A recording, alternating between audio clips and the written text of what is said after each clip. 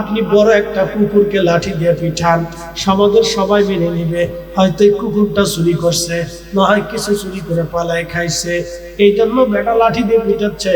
কিন্তু একটা ছোট্ট কুকুরের বাচ্চাটাকে যদি কেউ লাঠি দিয়ে মারে, তাহলে অন্যরা বলবে এতটুকু একটা কুকুরের বাচ্চা, তুমি তারা কেন মারলা, কি জন্য মারলা, অন্যরা খেয়ে যাবে। তার মানে বাচ্চাদের প্রতি দরদ আল্লাহ মানুষের কল্পের মধ্যে দিয়ে দেয়। এই দরদ আমরা দিই নাই, এই দরদ রব্বুল আলামিন আমাদেরকে দিয়ে দিলেন। কিন্তু আফসোস, আফসোস হলো সত্য, কুকুরের 8টা 10টা বাচ্চা হয়। দেখবেন কুকুরের 8টা 10টা করে বাচ্চা হয়। কুকুরের কোনো গোডাউন নাই, কুকুরের কোনো জাতিসংঘ নাই, কুকুরের কোনো পুলিশ প্রশাসন নাই, কুকুরের কোনো খাদ্য অধিদপ্তর নাই। কুকুর আগামী দিন খাবার কি খাবে সে জানে না, আগামী মুহূর্তে সে কি খাবে সেও জানে না। তার বাড়ি নাই, ঘর নাই, কাঁথা নাই, বালিশ নাই, কম্বল নাই। ওই কুকুরের 10টা সন্তান হলো, কুকুরের 8টা বাচ্চা হলো। দেখবেন কুকুর তার বাচ্চাদেরকে নিয়ে জড়িয়ে ধরে পড়ে থাকে। কেউ যদি বাচ্চা নিতে যায়, কুত্তা দেখবেন তারে কামড়াইতে যায়, মারতে যায়, তুই আমার বাচ্চা নিবি কে? বন্ধুরে, কুকুর তার বাচ্চা রেখে পালায় যায় না। কুকুর ক্ষুধার কারণেও তার বাচ্চা রেখে, সন্তান রেখে পালায় যায় না। কিন্তু এই মানব জাতি সন্তান রেখে, এই জাতের নারীরা বহু সন্তান রেখে, এই নারীরা পরপুরুষের হাত ধরে পালায় যায়। এই পুরুষটাই সন্তান রেখে দিয়ে অন্য নারী নিয়ে পালায় চলে যায়। এরা শুয়োর আর কুত্তার চাইতেও নিকৃষ্ট। কথা বলেন ঠিক কিনা? যদি বলেন ফরিদি হুজুর ওরা কুত্তা, তাহলে কুত্তা কবে আমার সাথে তুলনা দিও না। আমার 14 পুরুষে এমন কোনো রেকর্ড নাই। আমরা ক্ষুধার্ত থাকি, কিন্তু আমরা আমাদের সন্তান রেখে পালাই যাই না। গাজীপুরবাসী, আইয়ামে জাহিলিয়াতের সময়ে যদি কোনোদিন মক্কায় যান, ইব্রাহিম খলিল রোড দিয়ে যদি আপনি আগান, বাম পাশে জাবালে ওমর, সেই পাহাড় এখন নাই, ওটা কেটে সৌদি সরকার হোটেল বানাইছে। তারপরে জাবালে আবু বকর, ঠিক ডান পাশে আপনি একটা পরিত্যক্ত জায়গা পাবেন। এইখানে আরবের মানুষরা জীবন্ত কন্যা সন্তানদেরকে কবর দিত। এক সাহাবী এসে বললেন, হুজুর আমি আমার 8টা কন্যা সন্তানকে নিজের হাতে কবর দিছি। আল্লাহর নবী ডাকতে বললেন, সাহাবী 8টা সন্তান তুমি কবর দিছো, তোমার কি মায়া লাগে নাই? বলি, ইয়া রাসূলুল্লাহ আমি 7টা সন্তান কবর দিছি, কোনো মায়া দয়া লাগে নাই, বিন্দু মাত্র অন্তরের মধ্যে কোনো মায়া লাগে নাই। আর একটা কুকুরও মানুষ মারলে কুকুরের প্রতি মানুষের মায়া লাগে। ভাইজানরে, নিজের কলিজার টুকরা সন্তান তারা মেরে ফেলছে, বিন্দু মাত্র অন্তরে মায়া লাগে নাই। আল্লাহর নবী বললেন, সাহাবী বলো কি? বলে, হুজুর 8 নম্বর সন্তান যে সময় কবর দেই, ওই সময় আমার একটু মায়া লাগছিল। দাহিয়াতুল কলবি এসে বললেন, ইয়া রাসূলুল্লাহ আমার জীবনের গুনাহ মাফ হবে নি। বলে, তুমি কি অপরাধ করছো বলো? বলে, হুজুর আমার একটা সন্তান আমি নিজের জীবন্ত কবর দিছি। আমি বিয়ে করলাম, সন্তান সম্ভব হয়, স্ত্রীকে বললাম বিবিরে ব্যবসার জন্য আমি বিদেশে চলে যাচ্ছি, বিবিরে আসতে আসতে বহুদিন সময় লাগবে, কয়েক বছর হয়ে যেতে পারে। আমি তোমার গর্ভে যে সন্তান রেখে যাচ্ছি, এই সন্তান যদি ছেলে হয় তাহলে তুমি রেখে দিবা, আর যদি মেয়ে সন্তান হয় বিবিরে আমার এই মেয়ে সন্তান থেকে জীবন্ত কবর দিবা। আমি এসে যেন কোনো মেয়ে সন্তান আমি না দেখি। আমি আমার স্ত্রীকে বলে চলে গেলাম, ইয়া রাসূলুল্লাহ বহুদিন পরে ব্যবসা থেকে ফিরে আসলাম, আস্তে আস্তে অনেকগুলি বছর পার হয়ে গেল। বাড়ির ভিতরে আসলাম, দেখি আমার স্ত্রীর সাথে দৌড়াইয়া একটা ফুটফুটে সুন্দর মেয়ে দৌড়ায় দৌড়ায় আসে। স্ত্রী আমাকে বললে, আমি বললাম, বিবিরে তোমার আমার সন্তানের খবর কি? বলতেছে, স্বামী আমার সন্তানটা কন্যা সন্তান হয়েছে, এই যে দেখেন আপনার সামনে চলে আসছে দৌড়াইয়া। বড় ফুটফুটে চটপটে কিছু বাচ্চারা দেখবেন চটপটে এবং খুব ফুটফুটে, খুবই সুন্দর, এবং তাদের আচরণ সুন্দর, তারা খুব মিশুক হয়, এবং বাবাকে ছাড়া অনেক সন্তানরা দেখেন টিকতে পারে না, শুধু বাবা বাবা করে। হুজুর আমার মেয়েটা আমার প্রতি আসক্ত হলো, মহব্বত নিয়ে আসলো। আমি ঘুমাইতে গেলে আমার সাথে ঘুমাবে, খাইতে গেলে আমার সাথে খাবে, চলতে গেলে আমার সাথে চলবে, আমি যেখানে যাই মেয়েটা আমার সাথে যাবে। ইয়া রাসূলুল্লাহ, মেয়েটা আমাকে অত্যধিক পরিমাণে ভালোবেসে ফেললো, কিন্তু আমি আমার স্ত্রীকে বললাম, বিবিরে ছেলে হলে রাখতে বলেছিলাম, মেয়ে হইলে হত্যা করতে বলেছিলাম। বিবি কেঁদে দিয়ে বলল, স্বামী রে, আমি মা সন্তানকে কখনো হত্যা করতে পারে না। স্বামী রে, আমার আর কোনো সন্তান নাই, এই একটা সন্তান আমার হয়েছে। স্বামী আমার, আমি আমার এই সন্তানটাকে কবর দিতে পারি নাই, তোমার কাছে আমি সন্তানটাকে ভিক্ষা চাইতেছি। আমার একটা সন্তান তুমি ভিক্ষা দাও, তুমি আমার সন্তানটাকে জানে মেরে ফেলবে না। দাহিয়াতুল কালবি বলেন, হুজুর, কিন্তু আমি মনে মনে নিয়ত করে রাখলাম, আমি আমার এই বাচ্চাটাকে কখনোই বাঁচতে দেব না।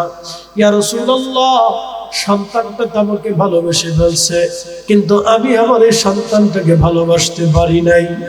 হুজুর, আরো অনেক দিন পার হলো, কয়েকটা বছর পার হলে মেয়েটা আরো বড় হয়ে গেল। একদিন তার মাকে বললাম, আমি আমার মেয়েকে নিয়ে ঘুরতে যাচ্ছি। আমার স্ত্রী আমাকে বিশ্বাস করে ফেলছে যে এতটা বছর পার হলো, তাহলে বুঝি অন্তরে মায়া লেগে গেছে। আমার স্ত্রী আমাকে বিশ্বাস করে আমার কোলে সন্তান দিয়ে দিল।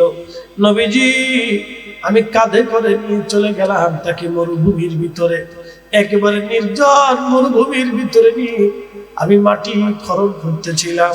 আমার কলিজার টুকরা মেয়েটা আমার সাথে মাটি খনন করতেছিল। ইয়া রাসূলুল্লাহ, আমার শরীরে মাটিগুলি ছুটে ছুটে সে লাগতেছিল। মেয়েটা ছোট্ট হাত দিয়ে মাটিগুলি ফেলে ফেলে দিচ্ছিল আর বলতেছিল, আব্বু, তুমি কেন মাটি খনন করতেছ? আমি সেই দিন বললাম, বেটি রে, কিছু সময় পরে বুঝবা আমি কেন মাটি খনন করি। ইয়া রাসূলুল্লাহ, সে এখনো জানে না, কিছু সময় পরে তার মৃত্যু চলে আসবে। আমি বাবা নিজ হাতে তার আজকে জীবন্ত কবর দেব। নবীজি, সন্তানটা আমার সাথেই মাটি খনন করতেছিল, আমার দাড়ির ভিতরে চুলের মধ্যে মাটি এসে লাগতেছিল। মেয়েটা ঝেড়ে ঝেড়ে পরিষ্কার করে দিচ্ছিল আর বলতেছিল, আব্বু, এত কষ্ট করে কেন মাটি খনন করো? আমি বললাম, মেয়েরে, কিছু সময় পরে বুঝবা আমি কি করতে যাচ্ছি। ইয়া রাসূলুল্লাহ, তখন আমার মেয়েটা জানে না আমি তাকে কিছু সময় পরে জীবন্ত হত্যা করে ফেলবো। মাটি খনন হয়ে শেষ হয়ে গেল, একবারে মাথা পর্যন্ত মাটি খনন করে ফেললাম, গর্ত করে ফেললাম। ইয়া রাসূলুল্লাহ, আমার কলিজার টুকরা মেয়েটাকে সেই দিন নিজ হাতে ধাক্কা দিয়ে কবরের মধ্যে ফেলে দিলাম। নবীজি, মেয়েটাকে যখন কবরের মধ্যে ফেলে দিলাম, মেয়েটা ডাক দেয়া বলতেছিল, আব্বু, আমার জানে মেরে ফেলে দিও না গো বাবা, জীবন আমারে ভিক্ষা দাও, আব্বু আমারে মারবা না। বারবার বাঁচার জন্য আকুতি মিনতি করতেছিল, কান্নাকাটি করতেছিল। আমি কবরের উপর থেকে কবরের ভিতরে মাটি ফেলতেছিলাম, মেয়েটা বারবার করে চিৎকার করতেছিল। আল্লাহর নবীজির চক্ষু মোবারক দিয়ে পানিগুলি ঝরে ঝরে পড়তেছিল। হযরত দাহিয়াতুল কালবির চোখ বেয়ে বেয়ে দাঁড়িয়ে ভিজে ভিজে যাচ্ছিল। ইয়া রাসূলুল্লাহ, আমার মতো নির্দয় মানুষ পৃথিবীতে আর কেউ নাই, আমার মতো নিষ্ঠুর আর দুনিয়াতে কেউ নাই, আমার মতো কঠিন হৃদয়ের মানুষ আর দুনিয়াতে কেউ নাই গো নবীজি। হুজুর নবীজি, আমার মতো কঠিন হৃদয়ের আর কেউ নাই ইয়া রাসূলুল্লাহ। আমি আমার সন্তানটাকে কবর দিতে লাগলাম, মাটি দিতে দিতে দিতে দিতে নবীজি, মাটি দিতে দিতে মাটি দিতে দিতে একবারে গলা পর্যন্ত মাটি চলে আসলো।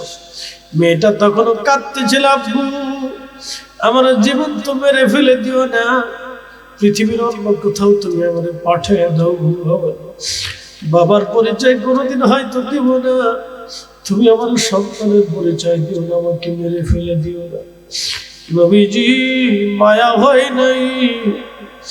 আহা, আমি কি ভুল করলাম সেই দিন, আমার কলিজার টুকরা মেয়েটাকে জীবন্ত কবর দিয়ে দিলাম, মাটির মধ্যে চাপা দিয়ে চলে আসলাম। ইয়া রাসূলুল্লাহ, বিন্দু মাত্র মায়া লাগে নাই, বিন্দু মাত্র দয়া আমার কালবের মধ্যে লাগে নাই। নবীজি আল্লাহ আমারে মাফ করবেনি, আল্লাহ আমারে ক্ষমা করবেনি, আল্লাহ আমারে মাফ করবেনি, প্রভু আমাকে মাফ করবেনি ইয়া রাসূলুল্লাহ।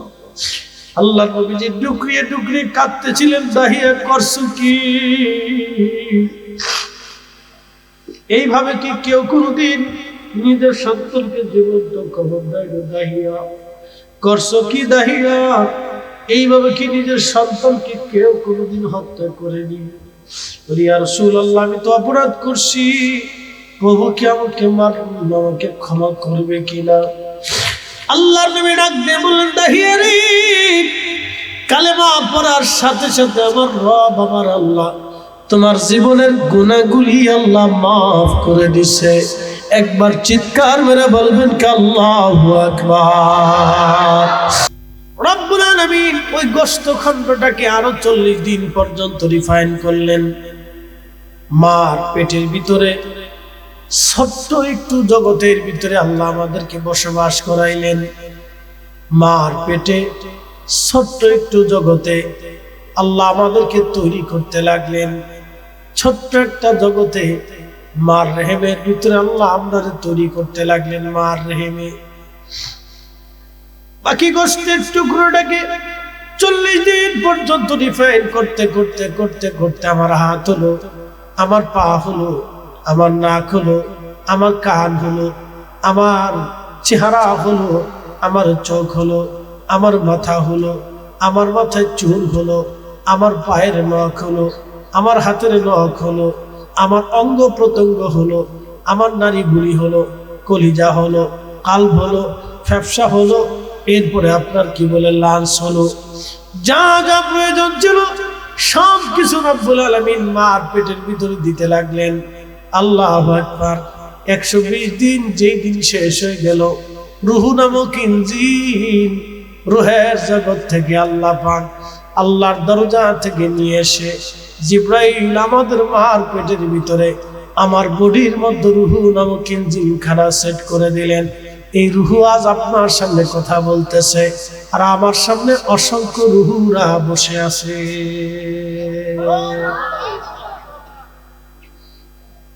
এই রুহু আজ কথা বলতেছে, আর অনেক রুহুরা আমার ওয়াজ শুনতেছে। মানুষের রুহু আল্লাহর কাছে চলে যায়, বডি কিন্তু আল্লাহর কাছে যায় না। আল্লাহ রুহু নিয়ে চলে যায়, আত্মা নিয়ে চলে যায়, বডি কিন্তু আল্লাহ নেয় না। আল্লাহ আত্মা নিয়ে চলে যায়, বডির জায়গায় বডি থেকে যায়, আত্মা কিন্তু নিয়ে চলে যায়। বডি তৈরি করলেন মার পেটের ভিতরে, কবর দিল দুনিয়ার মাটির ভিতরে। বডি তৈরি করলেন মার পেটে, কবর দিল মানুষের মাটির ভিতরে, অথবা কাউরে দিল আগুনে পোড়ায় ফেললো। হিন্দুরা যারা সনাতনী তারা আগুনে পোড়ায় ফেললো, যারা খ্রিস্টান তারা মাটিতে কবর দেয়, যারা ইহুদি তারা মাটিতে কবর দেয়, হিন্দুরা যারা পোড়াইতে পারে না তারা মাটির ভিতরে কবর দেয়, অথবা পুরানোর অবশিষ্ট অংশগুলি নিয়ে তারা মাটির মধ্যে পুঁতে রেখে দেয়। মুসলমান, আমার বডির থেকে পরে রইল, কিন্তু আল্লাহ রুহুর জগৎ থেকে রুহু এনেছিলেন, এই রুহুটাকে আল্লাহ নিয়ে চলে গেলেন। এই জন্য মানুষ মারা যাওয়ার পরে আমরা একটা কথা বলি, কোরআনের একটা আয়াত পড়ে আমরা দোয়া করি, ইন্না লিল্লাহি ওয়া ইন্না ইলাইহি রাজিউন। নিশ্চয় আমরা আল্লাহর জন্য এবং আল্লাহর কাছে আমরা ফিরে চলে যাব।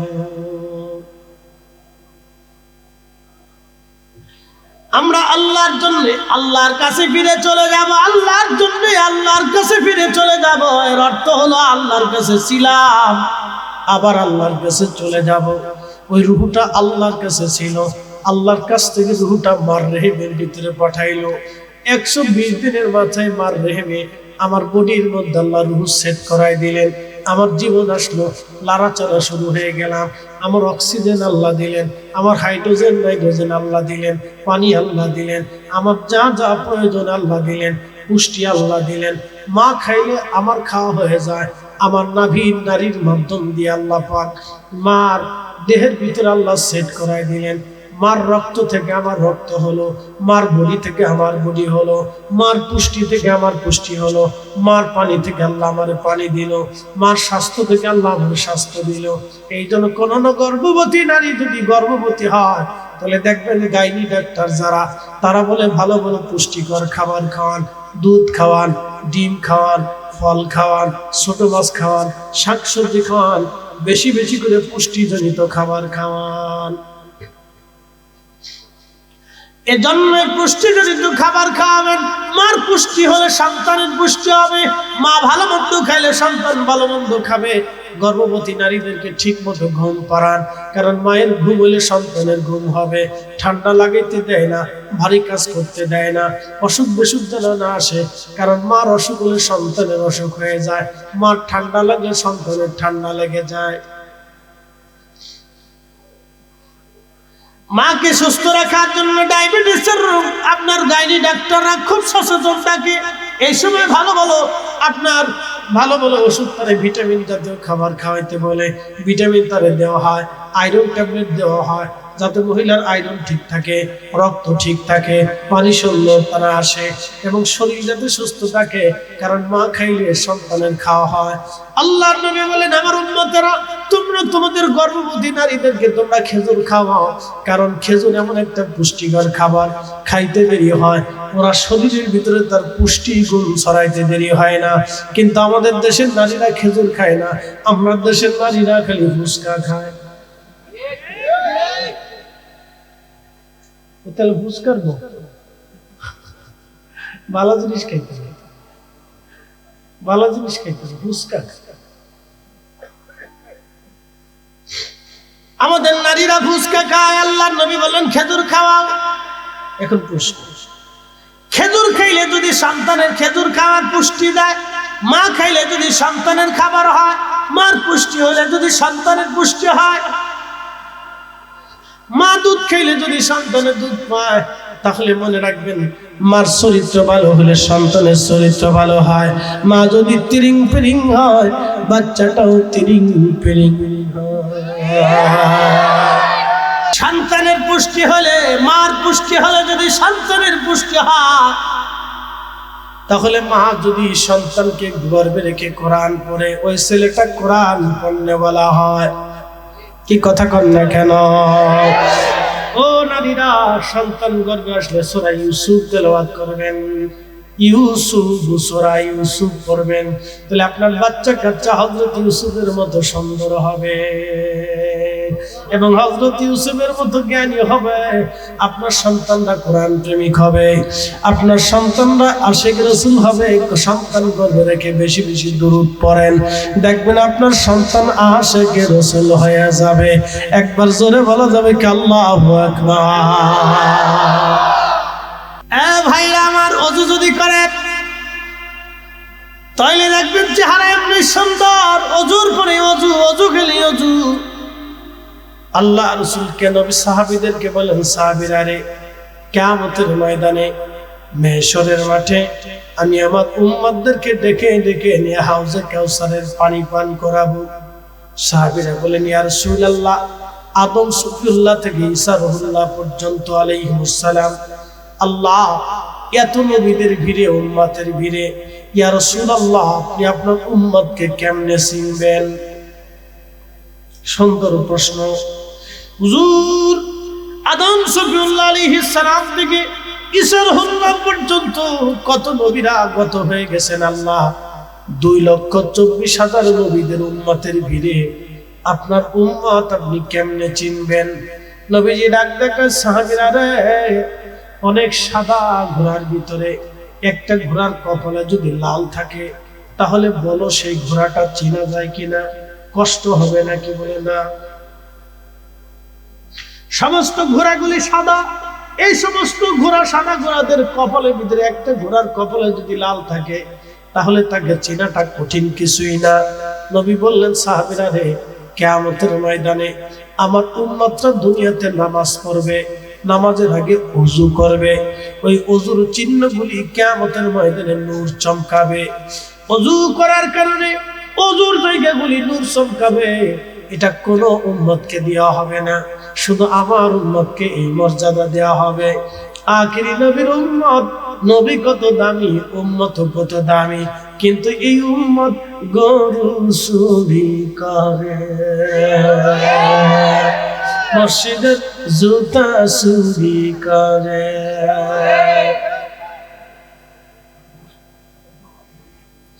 সারা বাংলাদেশে যত মাহফিল হয়, সারা পৃথিবীতে তত মাহফিল হয় না। শুনে যান, সারা বাংলাদেশে যত মাহফিল হয়, সারা পৃথিবীতে এত মাহফিল হয় না। সারা বাংলাদেশে যত মাহফিল হয়, বাংলাদেশের একটা থানায় যত মাহফিল হয়, সারা আরবেও তত মাহফিল হয় না। কি কথা কর না কেন? বাংলাদেশের একটা থানায় যত মাহফিল হয়, সারা আরব দেশেও তত মাহফিল হয় না। তা আরবে যদি মাহফিল হতো, বাদ বাকি বিশ্ব হিসাব করে সারা বাংলাদেশে যত মাহফিল হয়, সারা পৃথিবীতে এত মাহফিল হয় না। সারা বাংলাদেশে যত গরু চোর আছে, সারা পৃথিবীতেও এত গরু চোর নাই।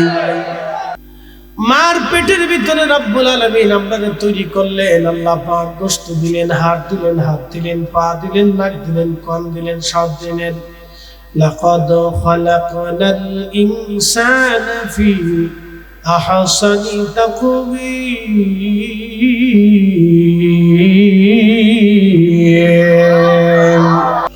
গাজীপুরবাসী আল্লাহ ডাক দেখে মানুষকে সুন্দর অবয়ব দিয়ে বানাইলাম।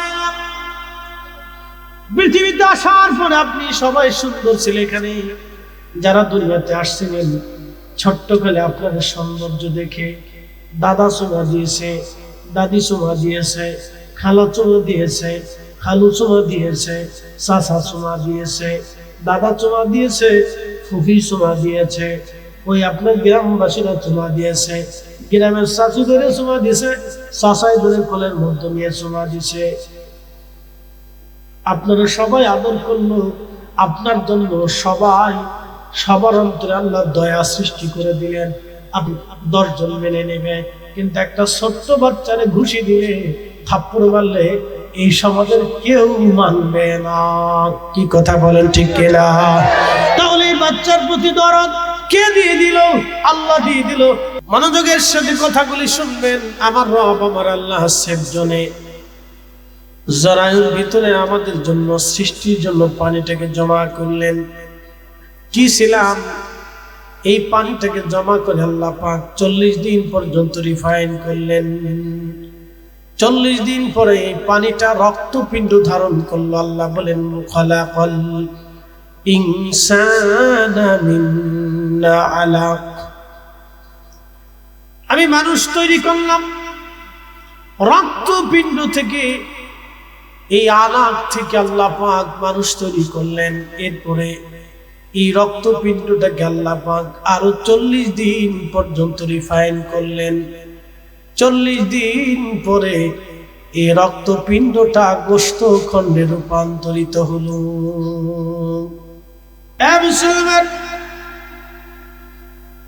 আল্লাহ কত দয়াশীল, আল্লাহ কত মেহেরবান, আর রহমান আর রহিম। আল্লাহর এত অবাধ্য হওয়ার পরেও আল্লাহ আকাশ থেকে বৃষ্টি দেয়, আকাশ থেকে আল্লাহ বৃষ্টি দেয়। হযরতে রাসূল, হযরতে নবী দাউদ আলাইহিস সালাতু ওয়াস সালামের জামানাতে দাউদের এত সুন্দর সুর আল্লাহ দিয়েছিলেন, এত চমৎকার কণ্ঠ আল্লাহ দিয়েছিলেন। সুন্দর সুরে নবী দাউদ আলাইহিস সালাতু ওয়াস সালাম জবুর শরীফ তেলাওয়াত করতেন। এত সুন্দর সুর ছিল। জবর শরীফ যখন তিনি তেলাওয়াত করতেন, একটা দুইটা সুর দিতেন না, 70টা সুর তিনি জবর শরীফের মধ্যে দিতেন। ইমাম ইবনে কাসির লিখছেন, 70 সুরের মহানতে পড়িয়া পাখিরা পর্যন্ত স্টক করে মারা যাইতো, ছটফট করে পশুরা মারা যাইতো। এত সুন্দর কণ্ঠ আল্লাহ তাকে দিয়েছিলেন, এত লহরী কণ্ঠ আল্লাহ দাউদকে দান করেছিলেন। ওই সুরে পাখিরা পর্যন্ত মারা যাইত। পশুরা মারা যাইতো সুরে। ওই সুর শুনিয়া নদীর মাছগুলি নদীর কিনারায় এসে, নদীর মাছগুলি নদীর কিনারায় এসে এসে নদীর কিনারায় এসে এসে হযরতে দাউদের জবুর শরীফ তেলাওয়াত শুনতো। হাজার হাজার মাছ নদীর কিনারায় এসে জবুর শরীফ তেলাওয়াত করত। আর ওই দেশের কিছু নিকৃষ্ট জেলেরা ওই মাছ আসার পরে জাল দিয়ে ঘের দিয়ে তারা মাছগুলি ধরে মেরে বাজারে বিক্রি করত। আল্লাহ এই দৃশ্যখানা দেখে বললেন, দাউদ রে, তুমি তোমার উম্মতরে বলে দাও শনিবারের দিন যেন তারা মাছ না ধরে, শনিবারের দিন যেন তারা মাছ না ধরে। শনিবার হলো ইহুদিদের জন্য সেই দিন ইবাদতের দিন ছিল। দাউদ আলাইহিস সালাম শনিবারের দিন সাগরের পাড়ে বসে বসে তিনি জবুর শরীফ তেলাওয়াত করতেন। হাজার হাজার মাছ এসে নদীর কিনারায় সাগরের পাড়ে হযরত দাউদ আলাইহিস সালামের জবুর তেলাওয়াত শুনতেন। এত সুন্দর সুর আল্লাহ দাউদকে দিয়েছিলেন। বাজান আমার খুব ভালো করে শুনে যান, আল্লাহ বললেন শনিবারের দিন যেন তারা মাছ না ধরে। এই জাতি মাহফিলের সেরা সোরেও বসে বসে আসছে। হ্যাঁ, সোরে কোনে বসে বসে আসছে কি তা করে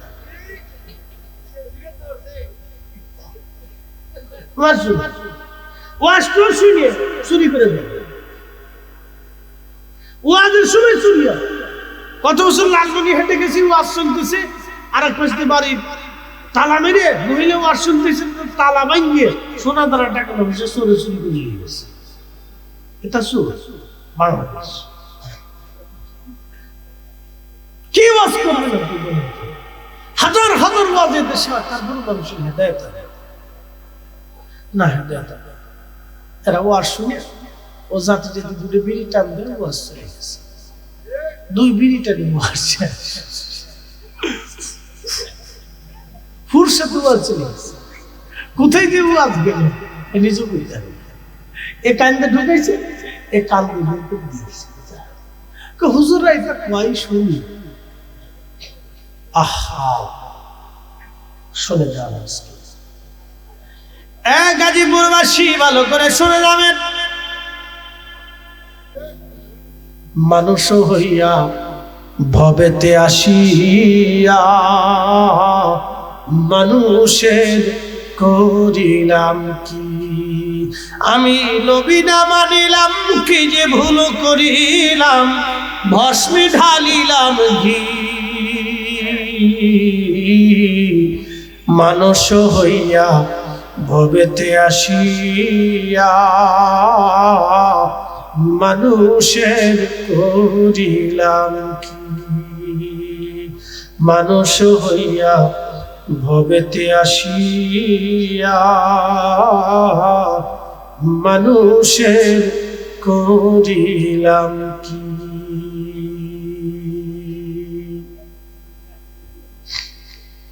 আল্লাহ আল্লাহ বলে ডাকি মাওলা শোনো না, আল্লাহ আল্লাহ বলে ডাকি মাওলা শোনো না, না জানি কই রাশিয়া আমরা কি গুনাহ, না জানি কই রাশিয়া আমরা কি গুনাহ, গুনার বোঝা মাথায় লইয়া আল্লাহ ডাকতেছি, গুনার বোঝা মাথায় লইয়া আল্লাহ ডাকতেছি, মাফ করে দাও মাবুদ মওলা ইলাহি।